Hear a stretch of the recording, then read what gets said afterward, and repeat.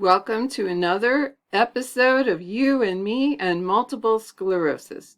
My name is Pam, and I've been living with multiple sclerosis for over 37 years. And in that amount of time, you can imagine, I've accumulated quite a lot of damage in my brain. But I'm still able to think well enough to make some videos to share what I'm learning about multiple sclerosis with you. Well, as I've said in other videos, the face of MS diagnosis and treatment has really changed in recent years. And it's very heartening to know that nowadays the doctors get their patients on aggressive treatment quickly so that the folks that start out with relapsing MS never make it to secondary progressive because the disease is halted, or at least that's the hope. The disease is halted before it gets there. There's a lot of new therapies on the market now. The monoclonal antibodies, the immunomodulators, there's a number that I think show a lot of promise for those who are newly diagnosed. But what about those of us who are in the progressive forms of MS or have had the disease for so long that there's irreversible damage to our brains? Axons are totally gone. There's black holes that show up on our MRIs. Is there any hope for us? We read about remyelination and the opportunities there. I'm sure that's going to be a wonderful thing when it comes about. It's still in clinical trials right now, but even when it becomes available, it will be most useful for people who have the least amount of damage to their myelin. So those of us who have much damage, lots of lost myelin, axons totally gone, if remyelination therapy is ever useful and beneficial to us, it won't be for many years down the road because we are certainly not the easiest cases. So, is there anything to look forward to, or are we in the situation of basically looking at symptom management and learning to live with multiple sclerosis as a daily part of our lives? Well, enter a new kind of therapy altogether. It is revolutionary and breakthrough in a number of important ways for us. And the nice thing about it is that it is actually a class of drugs that are already being used to treat certain cancers, which means that some of the safety tests have already really been done. As a class, these kinds of drugs are known as Bruton's tyrosine kinase inhibitors, BTK inhibitors. And they have a very different mechanism of operation and therefore a very different way of treating MS, which actually could be pretty exciting when you think in terms of something that not only treats symptoms or stalls the inevitable, but might even cure MS. I'm going to play you part of a recording from Dr. Gary Birnbaum.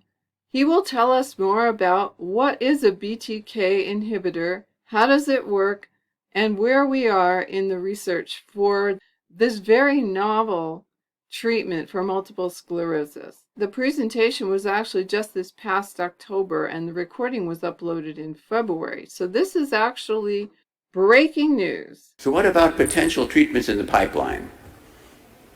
What's happening with MS? Well, one interesting category of treatment, which is being studied to a large extent, which you'll hear a lot more about, is Bruton's tyrosine kinase inhibitors, which is fortunately abbreviated BTK.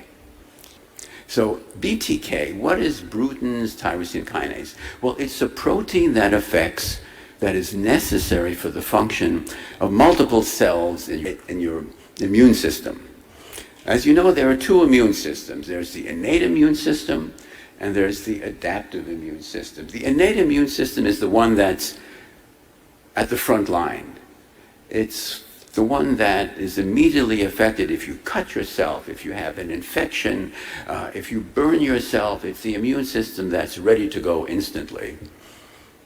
It doesn't have to mature, it doesn't have to adapt. And the cells of that particular innate immune system are different than cells in the adaptive immune system, monocytes, macrophages, dendritic cells, and most interestingly, there are cells in the brain called brain microglia that live there and that invade the brain during brain development. So they are initially present during pregnancy, and they enter into your brain and they reside there.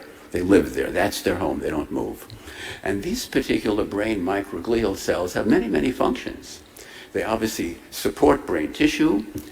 They can help in the repair of brain tissue. They have the ability to phagocytose, clean up debris in the brain, but they've also been shown to be toxic.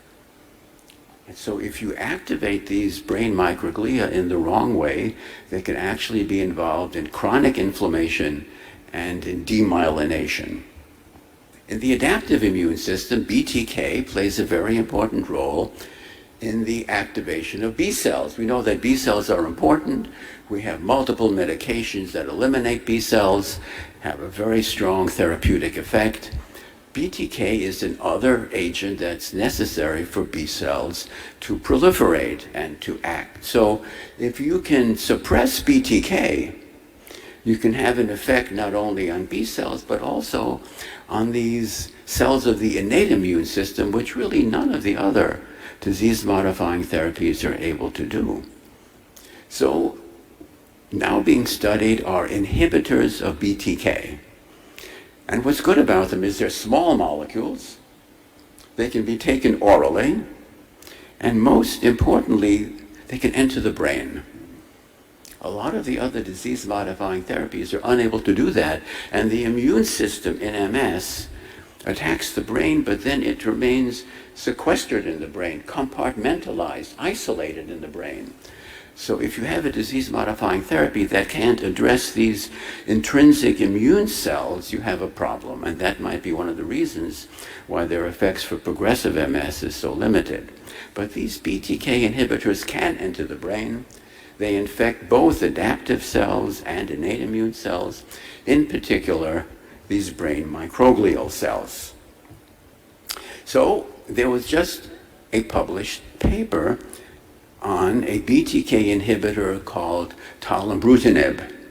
It's one of at least 3 others that are being investigated. This particular class of medication has been used in other diseases. It's been used in cancers and been shown to be effective. There are potential side effects. It can cause abnormalities of blood clotting that has not been seen in people with MS. People with cancer have that as an intrinsic tendency. So this was a study that was a phase 2 trial. Now, a phase 2 trial is a proof of concept trial. Is this medication potentially an effective treatment for MS? So it's a smaller study, doesn't have as many centers involved in it, and they looked at the question, could administering this BTK inhibitor decrease inflammation in the central nervous system based upon MRI? And the data are shown to you on your left.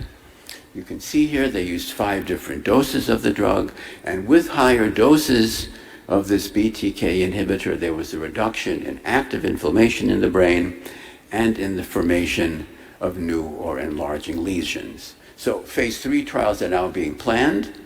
Is this going to replace any of the disease-modifying therapies? Is it going to be a supplement? What's interesting is that they're also studying it now in people who have progressive disease, no acute inflammation, on the assumption that because the BTK inhibitors can enter the brain, affect brain microglia, this may be a very important therapeutic advance. So we'll have to see. Very exciting. Well, I agree. That looks really pretty exciting. I was particularly interested in this idea that this new treatment would be suitable for people with non-active progressive MS. So as many of you may be in that same situation where you've been diagnosed with progressive MS of one kind or another, but you don't have any active lesions going on right now. You can go a long time without any actual attacks, But according to Gavin Giovannoni, there's a certain activity level that's going on at the cellular level that we don't see, and he calls it smoldering MS. He says it's kind of like the embers of a fire. They are still glowing and they're still doing damage even when the fire is not visible. And I think that's something that hasn't really been addressed much with the medications that we have up to now. But BTK inhibitors apparently will be able to get into the brain to the point where they can start to deal with smoldering MS. And that is probably the key to truly halting the disease. We haven't really had that available to us up to now. Well, I'm going to go and take us out so we can look at some clinical trials. So here's the page that I found on clinicaltrials.gov in case you're interested in being a part of the research that's necessary to get this ready for the market. I will put the link down in the description below, of course, but here's what I found. The study is called Non-Relapsing Secondary Progressive Multiple Sclerosis Study of Bruton's Tyrosine Kinase Inhibitor, Ptolemrutinib. There's all kinds of information here. I've gone through this with you in another video, how you go and you find these studies. But the thing that I really wanted you to see is the part that talks about the locations. And let me scroll down to that. This is all the studies and the criteria of eligibility that you should look through. Contacts and locations. Here's what we're looking for. Show 297 study locations. So, if you were wondering if there was a clinical trial within driving distance of you, you can scroll through this list. And you can see in alphabetical order, we've got all the states of the United States. And I'm just going to whip through this real fast. You can check this out at your leisure. But as you can see here, there are also many locations in countries other than the United States, starting with Argentina and scrolling on down. And I didn't even go all the way down to the end of this list, but you can see there are many, many sites where this is happening. Obviously, they want as much data as they can from as many places in the world as they can get it. So if you're inclined and you'd really like to help get this to market, go ahead and sign up for a clinical trial. So there's a lot going on. If you go out onto YouTube or onto the internet in general, you can find a lot of information about the studies that are being done or have been done with BTK inhibitors, both for cancer and now they're looking at it for multiple sclerosis. I think we might be on the verge of something here. I try really hard not to get overly excited and optimistic about new developments because I've been disappointed before. But this is something different. So I'll keep you posted if I do learn anything new. But in the meantime, that's all I have for you. Take really good care of yourself, and I'll see you again in my next video.